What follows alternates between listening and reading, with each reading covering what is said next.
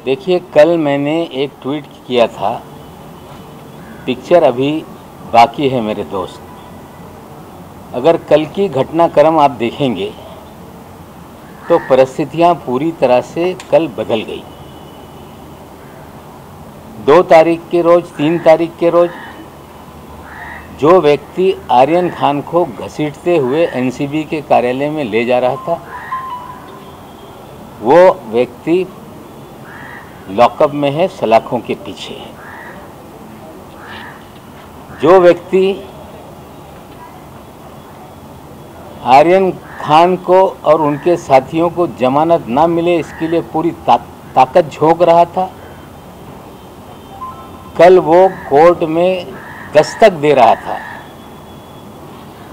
कि जो जांच मुंबई पुलिस ने शुरू की है उस जांच को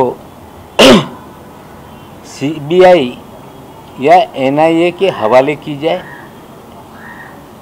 और महाराष्ट्र पुलिस ने अपनी ओर से रखा कि समीर दाऊद वानखेड़े को एंटी करप्शन के चार्जेज में या उगाही के चार्जेज में पुलिस को गिरफ्तार करना होगा तो उन्हें 72 घंटे की नोटिस दी जाएगी।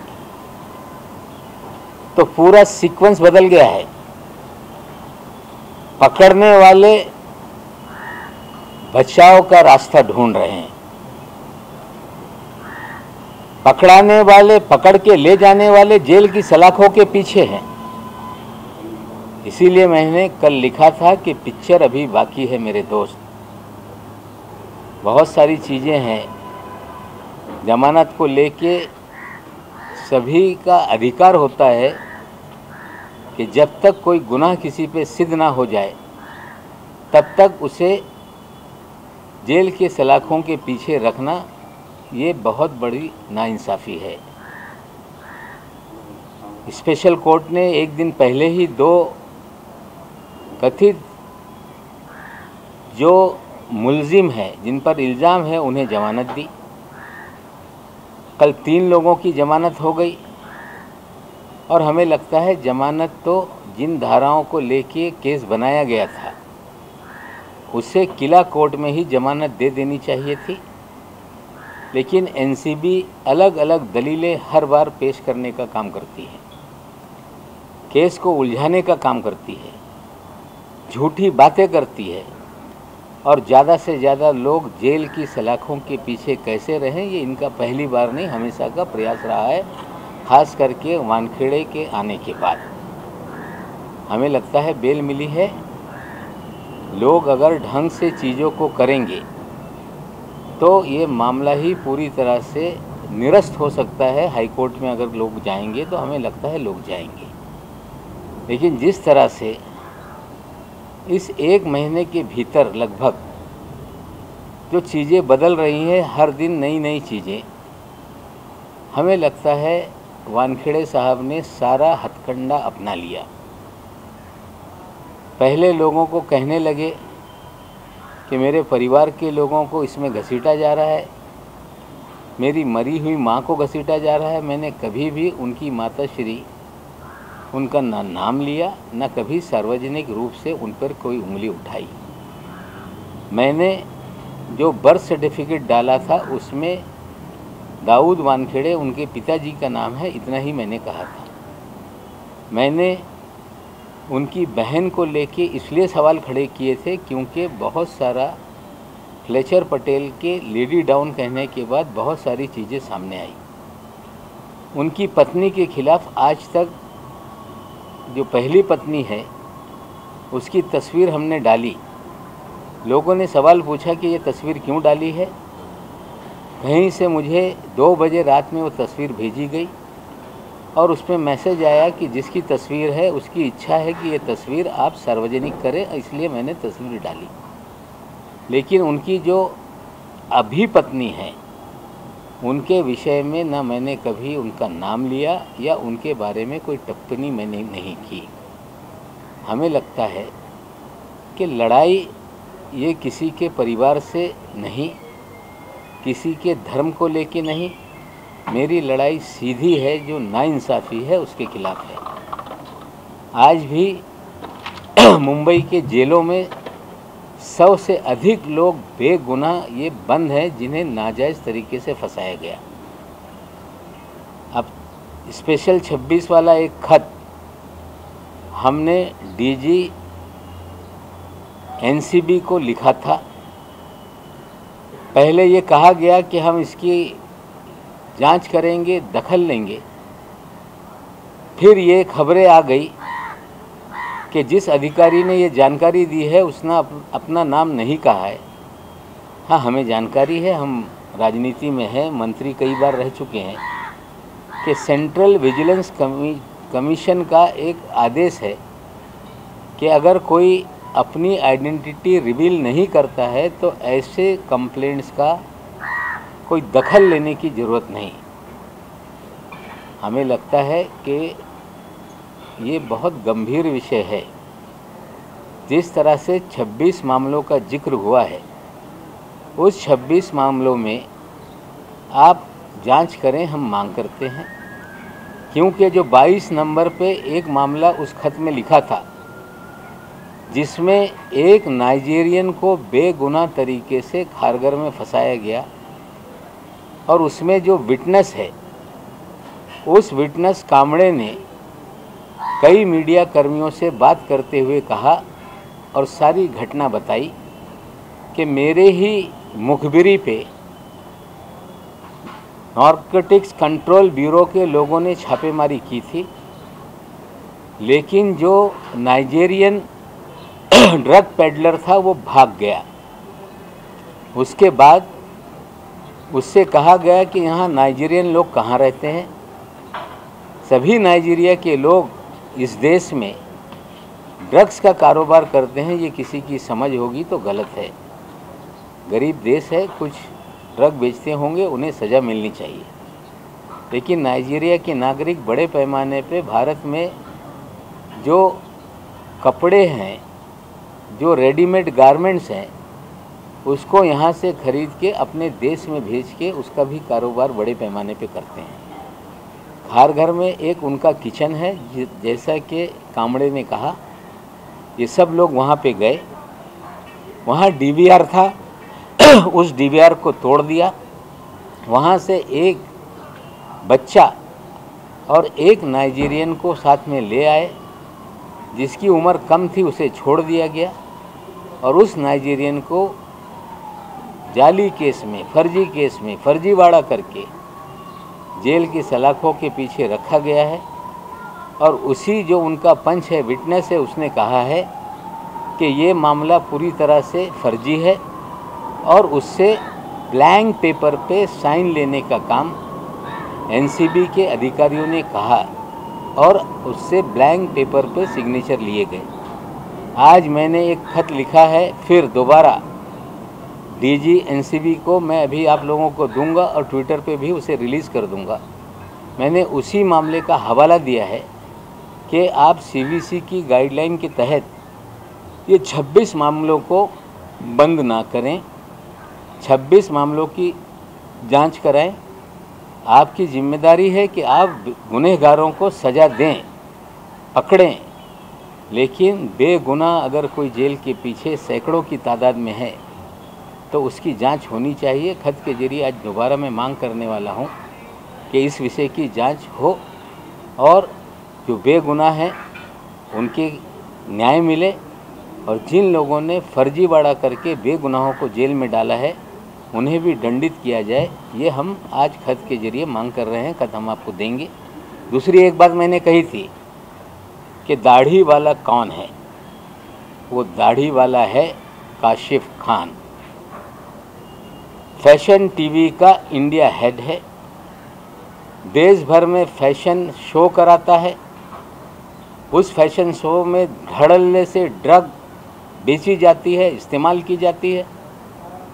बड़े पैमाने पे सेक्स रैकेट चलाने का काम करता है और उस दिन के जो आयोजन थे उसमें एक आयोजन उसकी तरफ से भी, काशिफ खान की तरफ से भी किया गया था।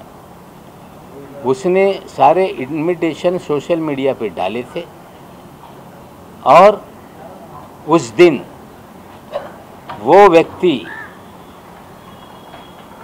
क्रूज पर संडे के दिन 6:23 का एक वीडियो जो उन्हीं के साइड से मैंने निकाला है, अपनी माशूका के साथ डांस करता हुआ नज़र आ रहा है। मैंने उस दिन सवाल पूछा था, वानखेड़े साहब, ये दाढ़ी वाला कौन है? इस दाढ़ी वाले को आपने क्यों नहीं पूछा? इसकी गिरफ्तारी क्यों नहीं हुई? ये दाढ़ी वाला फैशन के नाम पे देश दुनिया में पोर्नोग्राफी का धंधा करता है, ड्रग का धंधा करता है, सेक्स रैकेट चलाता है और समीर वानखेड़े जी के उनसे अच्छे संबंध हैं। एक अधिकारी ने मुझे कहा कि कई बार हमने इनके ऊपर छापेमारी करने की कोशिश की, लेकिन समीर वानखेड़े ने काशिफ खान पर कार्रवाई करने से लगातार हमें रोकने का काम किया। काशिफ खान कोण आहे जरा आपण शोध करा। काशिफ खान हा पार्टी तिथे एक इव्हेंटचा ऑर्गनायझर होता। काशिफ खान हे फॅशन टीव्हीचा इंडिया हेड आहे। त्याच्या sex racket, drug racket, pornography हे सगळे काम तो करतोय आणि त्याच्यावर कुठल्याही प्रकारच्या कारवाया त्या दिवशी झाली नाही। 1300 लोकांचा तपासच झाला नाही। म्हणजे रेव पार्टी होणार आहे त्यांना 1 महिन्या आधीपासून ही माहिती असताना जो पार्टीचा ऑर्गनायझर आहे, ज्याची पार्श्वभूमी हे ड्रग रॅकेटियरची आहे, त्याचा तपास होत नाही। क्रूजवर झाडझडती होत नाही, त्यांना डिटेन करता येत नाही, म्हणजे त्यांचे संबंध आहे। तपास सुरू झाल्यानंतर बरेचसे काही त्याच्यातून बाहेर येणार। सर, म्हणजे तुमचं म्हणणं आहे की कालपासून भाजपचे काही लोक आहेत जे मेसेज घेऊन वानखेडेंना भेटतात, जर वानखेडे अडचणीत आले आमचं नाव घेऊ नका, किंवा सोमय्या पण एवढ्यासाठीच भेटतात की कुठेही भाजपचा चेहरा समोर येऊ नये आणि वानखेडेंना वाचवण्याचा प्रयत्न। बघा, काशिफ खानच्या अटक झाल्यानंतर बरेचशे लोकांच्या चेहऱ्यावरचा हा नकाब उघडा पडणार आहे। काशिफ खानकडे किती लोकांचे पैसे आहे, काशिफ खानच्या माध्यमातून काय काय होते, काशिफ खानची कसून चौकशी झाली तर बऱ्याचशा काय याच्यातून उघड होणार आहे। भाजपचे कुठले नेते आहेत असं तुम्हाला वाटतं की कोण नेते आहेत जे एनसीपीला प्रोटेक्ट आज नाही, काही माझ्याकडे हत्यार राहू द्या। विधानसभा हे कुठेतरी वादळी ठरणार आहे आणि विधानसभेमध्ये काही लोकांना आत्ता बोलल्यानंतर वेगळ्या पद्धतीने कोर्ट कचेऱ्यामध्ये ते जातील, पण वादळी विधानसभेमध्ये माझ्यावर जे काही आरोप होणार आहे त्याच्या उत्तर देताना जे काही मी समोर आणणार, या राज्यामध्ये ते नेते तोंड दाखवणे त्यांचं कठीण होऊन जाईल। दिवाळी अधिवेशनासाठी तुम्ही आता पुरावे जमा करायला सुरुवात करता, दिवाळी अधिवेशनामध्ये सादर करण्यासाठी तुम्ही आता जमा करायला सुरुवात केली। अशा बरेचशे लोकांचा बरेचसे काही कनेक्शन या ड्रगच्या प्रकरणामध्ये आहे, ते पुरावे मी गोळा करतोय आणि नेत्यांच्या बाबतीत आज मी नाव घेत नाही। हिवाळी अधिवेशन म्हणजे हे अधिवेशन जे 7 डिसेंबरपासून सुरू होतो त्याच्यावर भाजपच्या वतीने माझ्यावर हल्ले होणार आहे, माझं नाव घेऊन हल्ले होणार आहे, माझे जवळचं नाव बदनाम करण्याचं काम या नेत्यांनी केलेलं आहे। पण मी आता कुठल्याही नेत्याला उत्तर देऊन मी डायव्हर्ट करू इच्छित नाही। आत्ता हे जे काय पोपट आहे याचा पोपट केल्यानंतर बऱ्याचशा काही समोर येणार आहे। हिवाळी अधिवेशनात मोठे मोठे नावं समोर येणार। समीर वानखेडेच्या पहिल्या पत्नीचा फोटो तुम्हाला मिळाला असं तुम्ही सांगितलं रात्री, तर स्वतः समीर वानखेडेच्या पहिल्या पत्नीची अशी इच्छा होती का की तो फोटो माध्यमांसमोर यावा आणि किंवा ती संपूर्ण घटना माध्यमांसमोर यावी? असं ते अजून काही बोलत नाही। सुरुवातीला ते कुठल्याही पद्धतीने समोर यायला तयार नव्हती, पण ज्या पद्धतीने काल त्यांचे वडील 2 दिवस बोलताय, जाहिद कुरेशी जे डॉक्टर आहे, त्यांनी सांगितलं की आम्ही 5 वर्षापासून यांच्याशी आमची ओळख होती। ते मुस्लिम परिवार होता, कन्वर्टेड हे त्यांना माहीत होता।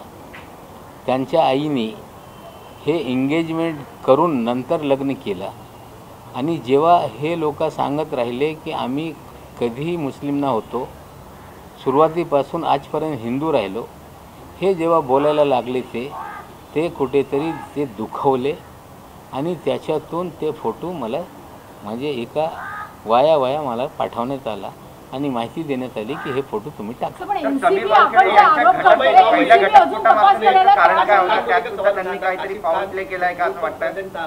क्या इसकी पहले से जानकारी थी एक चीज, और क्या इसकी जानकारी होते हुए भी काशिफ खान को जानबूझकर छोड़ा गया, और तीसरा इससे जुड़ा क्या किसी के इंस्ट्रक्शन से कि काशिफ खान को छोड़ा गया? सर चौथा ये कि काशिफ खान से दोस्ती होने का आपने जो अभी बात कहा है उससे उन्होंने इनकार किया अभी थोड़ी देर पहले.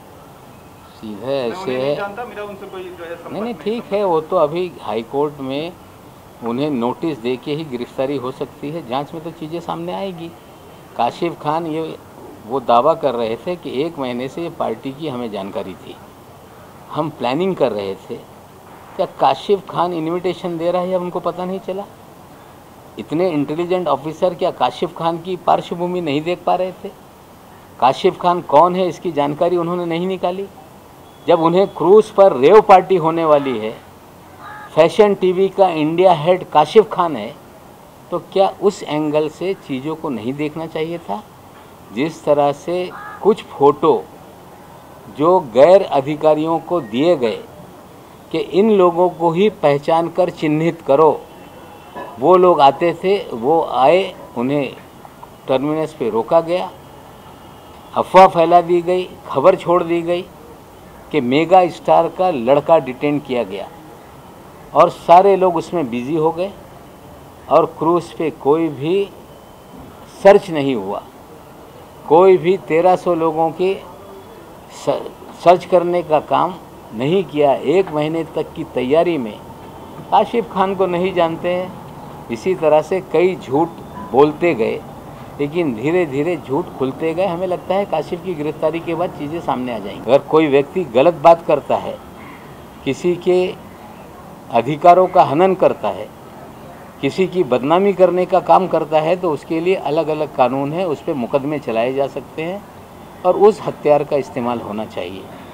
कल तक जो अधिकारी ये लिख रहा था कि मुझे मुंबई पुलिस प्रोटेक्शन देने का काम करे, कल हाई कोर्ट में जाकर मुंबई पुलिस पर अविश्वास जताने का काम किया जा रहा है. क्या वजह है कि 8 दिन के भीतर जो पुलिस आपकी रक्षा करे आप गुहार लगा रहे थे, अब उसी पुलिस से आपका विश्वास हट गया. हमें लगता है बहुत सारी चीज़ें हैं जिनसे उन्हें डर लगने लगा है. कल उनके परिवार के लोग मुख्यमंत्री महोदय को उन्होंने एक पत्र लिखा है कि हम मराठी हैं, हमें मराठी होने के नाते आप सहायता करें, हमारी मदद करें. नवाब मलिक का परिवार भी 70 सालों से इस शहर में है. 59 का मेरा जन्म है. महाराष्ट्र के निर्मिति के पहले से परिवार तो ठीक है, नवाब मलिक भी इसी राज्य का एक नागरिक है. तो क्या नवाब मलिक महाराष्ट्र का नहीं, नवाब मलिक मराठी नहीं? लेकिन जिस तरह से कल पूरी भारतीय जनता पार्टी इनके साथ खड़ी हो गई, एक हमारे सोमैया साहब हैं, उनके घर पे पहुंच गए लोग, उनके साथ फ़ोटो वायरल हो गई. जो मेरी शंका थी कि जो जिन है, भूत है, इसकी जान इसी तोते में है और तोता पिंजरे में कैद होने वाला है, इसलिए पूरी जिन जो राक्षसी सोच के लोग हैं, जो भारतीय जनता पार्टी के लोग हैं, कहीं ना कहीं जिन घबराने लगा है कि कहीं तोता पिंजरे में चला गया तो और बहुत सारे राज खुलेंगे क्या. और कहा जा रहा है कि महाराष्ट्र के लोगों के साथ नाइंसाफ़ी हो रही है. मैंने पहले दिन से ही कहा था कि महाराष्ट्र की जनता को, महाराष्ट्र की सरकार को बदनाम करने का एक षड्यंत्र वानखेड़े के माध्यम से हो रहा है. एक केस रिया चक्रवर्ती से शुरू होकर एक केस वानखेड़े ने दर्ज किया है, जिसमें फिल्म वालों की परेड लगाई गई. 1 साल से अधिक हो गया, एक भी गिरफ्तारी उसमें नहीं है. केस 1 साल से खुला है. अगर किसी केस में कोई गड़बड़ी होती है तो गिरफ्तारियां होनी चाहिए. उसी केस के जरिए उगाही का धंधा चल रहा है. हम ये कहना चाहते हैं साथियों कि साजिश हो रही है भारतीय जनता पार्टी की ओर से कि महाराष्ट्र की सरकार को, महाराष्ट्र के लोगों को, मुंबई को, बॉलीवुड को बदनाम किया जाए और योगी महाराज नोएडा में एक फिल्म सिटी बनाना चाहते हैं। ताजमहल होटल में आकर लोगों से मिले, भारतीय जनता पार्टी के समर्थन के जो भी किरदार थे वो जाकर उनसे मिले थे।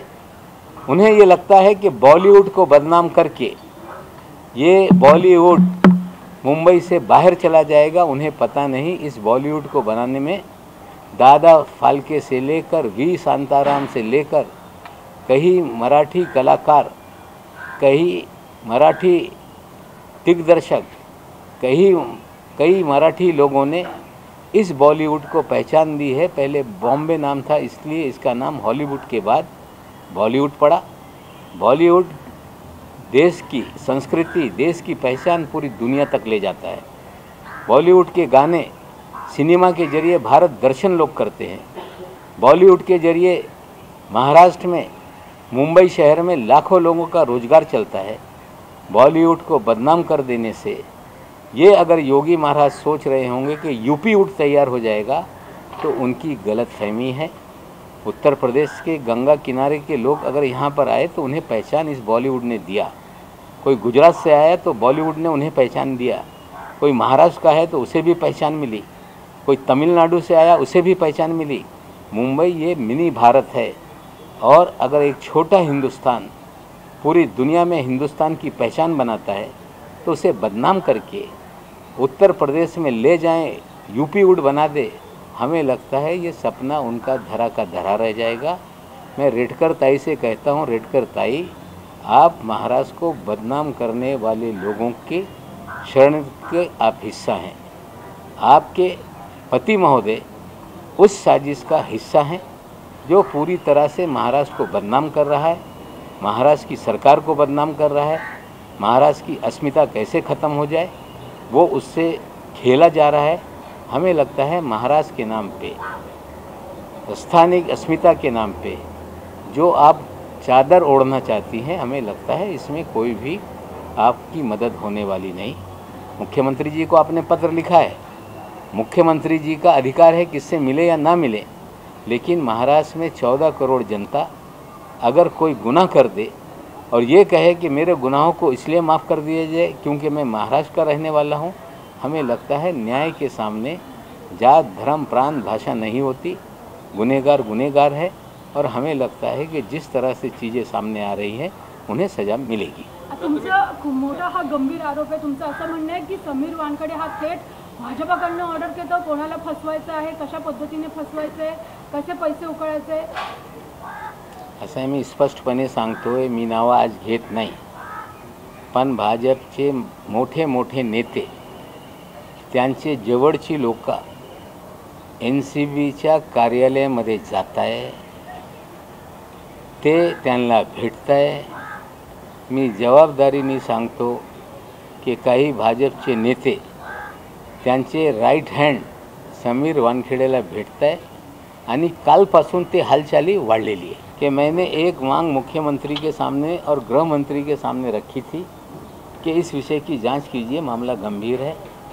बहुत सारी कंप्लेंट्स आने के बाद एक कमेटी बनाई है जो जांच कर रही है। आज मैं जिम्मेदारी से कहता हूँ कि पिछले 9 साढ़े 9 महीने में जो भी जानकारी मैंने इकट्ठा की है उसमें कोई भी सरकारी एजेंसी ने मुझे कोई मदद नहीं की। मैंने अपने परिवार के लोगों के ज़रिए बहुत सारी चीज़ें इकट्ठा की है और जब कोई लड़ाई लड़ने आ जाता है तो बहुत सारी जानकारी लेकर लोग सामने आ जाते हैं। एक बात आज फिर बोल दूं कि फ्लेचर पटेल ये कहते थे कि हमारा कोई बहुत ज़्यादा उसके बारे में लोग जानते नहीं। फ्लेचर पटेल फ्रॉड है। आर्मी का कवच पहनकर मोटरसाइकिल पे आर्मी लिखा है। फ्लेचर पटेल के संबंध समीर वानखेड़े से लगभग 11-12 साल पुराने हैं। फ्लेचर पटेल की मोटरसाइकिल में उनका पहली बीवी का लड़का, उसका गाड़ी नंबर की चीज़ें मेरे पास हैं। मैं इतना कह देता हूँ, फ्लेचर पटेल के साथ साथ एक आदिल उस्मानी नाम का भी व्यक्ति है जो कई मामलों में हैबिचुअल पंच है जो इंपोर्ट एक्सपोर्ट का काम करता है। ये कस्टम में थे जब से इनके रिश्ते हैं, और आदिल उस्मानी बहुत सारे केसेस में क्यों पंच बना हुआ है ये भी सवाल है। वो भी जानकारी हम निकाल रहे हैं कि कितने मामलों में आदिल उस्मानी इनका विटनेस है। आने वाले दिनों में वो जानकारी देगी। तपास करायला तयार नाही। आपण जे वारंवार आरोप करतोय किंवा जे लेटर दिले एनसीबी तपास करत नाहीये, तर समीर वानखेडेंचा खोटेपणा समोर कसा येईल? मुंबई पोलीस तपास करते आहे। हायकोर्टाने सांगितलं आहे की तपासामध्ये काही त्यांच्यावर म्हणजे त्यांना अटक करण्याची वेळ आली तर त्यांना 72 तास हे कुठेतरी त्यांना वेळ दिली पाहिजे। आता इतका तक्रारी समोर येते लोकांच्या जीवानी, जे लोक तक्रार करत आहे मुंबई पोलीस पण हे याच्या बाबतीत माहिती घेत आहे, आणि ज्या गोसावीच्या मुळे हे सगळं उघडकीस आलेलं आहे त्याला तो इथून पडून गेला दिल्लीला, दिल्लीहून तो कलकत्त्याला गेला, अगरतलाला गेला, उत्तर प्रदेशमध्ये गेला, सांगत होता की यूपी पोलीसकडे मी सरेंडर करणार आहे, पुन्हा महाराष्ट्रामध्ये सरेंडर व्हायला आलो। मग त्याला अटक झालेली आहे। त्या गुन्ह्यामध्ये अटक झाल्यानंतर बरेचसे गुन्हे त्याच्यावर आहे, आणि याच्यावर पण एक्स्टॉर्शन आणि किडनॅपिंगच्या तक्रारी झालेली आहे। मला वाटते गोसावीच सगळं यांचा पोलखोल करेल। तर या पिक्चरचा इंटरव्हल नेमका कधी होणार आहे आणि इंटरव्हल झाला आहे म्हणजे परिस्थिती बदलली। ज्याला लोक पकडून आत घेऊन जात होते तो स्वतः अटक झालेला आहे। जी लोक कालपर्यंत यांना बेल होऊ नये या भूमिकेत होते, स्वतःला अटक होणार नाही ही परिस्थिती निर्माण झालेली, म्हणजे क्लायमॅक्स आता सुरू झालेला आहे। काल इंटरव्हल झाला, आजपासून नवीन परिस्थिती निर्माण झालेली आहे। पिक्चर नवीन, आता संजय राऊत साहेबांनी पण सांगितलं आहे इंटरव्हलपर्यंत नवाब मलिक आणि त्यानंतर मी। आता मला वाटते ते आता ह्या पुढच्या पिक्चर चालवणार आहे, पण मला वाटते आता सलीम जावेद सारखा दोघांना मिळून चालवावं लागेल। गोसावी पण भाजपाच्या लोकांच्या संपर्कात होता का? गोसावीला पण भाजपाच्या लोकांनी मदत केली? गोसावी आणि भाजपचे एक नेते, त्यांची पार्टनरशिप आहे, त्यांची बायको एका कंपनीमध्ये पार्टनर आहे। मी आता नाव घेत नाही, विधानसभेमध्ये सांगू। म्हणजे पिक्चरचा शेवट हा हिवाळी अधिवेशनात होईल? पिक्चरचा शेवट जे बोगस फर्जी माणूस आहे त्याची नोकरी जाणे, त्यांना तुरुंगात टाकणे, हे म्हणजे यंत्रणेच्या माध्यमातून नाही, बोगस सर्टिफिकेटच्या आधारावर बोलतोय। पिक्चरचा शेवट जेव्हा होईल, जेव्हा या राज्यात जे बेकसूर लोक तुरुंगात आहे ते बाहेर येतील, तोपर्यंत बेकसूर लोक बाहेर येत नाही। या सगळे केसेस कसे फेक हे मी सिद्ध करत नाही, तोपर्यंत हा पिक्चर हे संपणार नाही। गोसावी आणि भाजपाच्या लोकांचा देखील तपास होणार का? काय काय? बघा, गोसावी आणि एक भाजपचा नेता, त्याच्या पत्नी एका प्रायव्हेट लिमिटेड कंपनीमध्ये डायरेक्टर आहे। आज मी सांगत नाही, विधानसभेच्या पटलावर ते मी सगळं ठेवणार आहे, पण त्याच्यापेक्षा आणखीन विस्फोटक काय माहिती माझ्याकडे आहे ते समोर आल्यानंतर जेव्हा जे करत होते त्यांना या महाराष्ट्रामध्ये तोंड दाखवण्यासाठी जागा राहणार नाही। म्हणजे आर्यन खानला पकडणं हा कट भाजपाचाच आहे म्हणून फक्त समीर आता वानखेडे केलाय? पोपटाला वाचवण्यासाठी सगळे लोक पुढे पडत आहे, पण विधानसभेमध्ये परिस्थिती समोर आल्यानंतर यांना महाराष्ट्राला तोंड दाखवण्याची म्हणजे यांची परिस्थिती राहणार नाही। त्या दिशेने माझी सगळ्या रिसर्च सुरू आहे। सर, भाजप आज निदर्शनं समीर वानखेडेंच्या समर्थनात करणार आहे, आणि दुसरीकडे मोहित कंबोज यांनी तुमच्यावर मारहाणीचा खटला दाखल केला आहे 100 कोटीचा, त्याच्यावर तुमचं काय उत्तर? नाही, माझी तर अवकात इतकी आहेच नाही। कमीत कमी माझा ब्रँड 100 कोटीचा त्यांनी केलेला आहे। बरेचसे लोक 100 कोटी सांगताय, सगळं विकलं तरीही माझ्याकडे 100 कोटी नाही। ते सांगताय ते भंगारवाले, पण त्याला माहीत नाही भंगारवाला काय असतो। होय, मी भंगारवाला आहे। भंगारवाला म्हणजे माझे वडील या मुंबईमध्ये कपड्याचा आणि भंगारचा धंदा त्यांनी केलं। वयाच्या 16व्या वर्षापासून राजकारणामध्ये आमदार होण्यापर्यंत होय मी भंगारचा धंदा करत होतो। शेजारी माझ्या भावाचा गोडाऊन, इथून जा कॅमेरे घेऊन ते भंगारच्या गोडाऊनाचे पण फोटो काढा। माझे कुटुंबीय लोक हे भंगारचा धंदा करताय, मला अभिमान आहे। मी माझे आजोबाने कधीही कुठल्या डाकूंकडून बनारसमध्ये सोने घेतलेले नाही। माझ्या बापाने बनारसमध्ये चोरान करून सोनं खरेदी केलेलं नाही. मी स्वतः या मुंबईमध्ये कधी गोल्ड स्मगलिंग केले नाही. मी कुठला बुलियन मार्केट बुडवलेला नाही. मी फॉर्ज करून बँकांचे पैसे खाल्लेले नाही.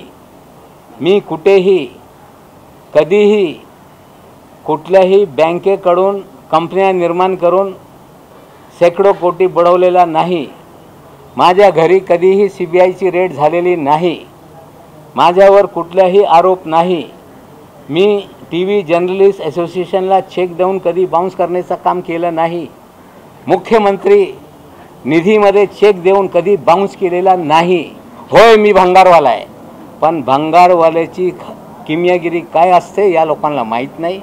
म्हणजे एखादा वस्तू जो उपयोगी नसते तो उचलून आणतो, त्याचे एक एक तुकडे तुकडे करतो आणि शेवटी भट्टीत टाकतो आणि पाणी करण्याचं काम भंगारवाला करतोय. नवाब मलिक जितके भंगार या शहरामध्ये आहे, या भंगारांचे एक नट बोल्ट खोलून भट्टीत टाकणार आहे आणि यांचं पाणी केल्याशिवाय नवाब मलिक भंगारवाला थांबणार नाही. धन्यवाद.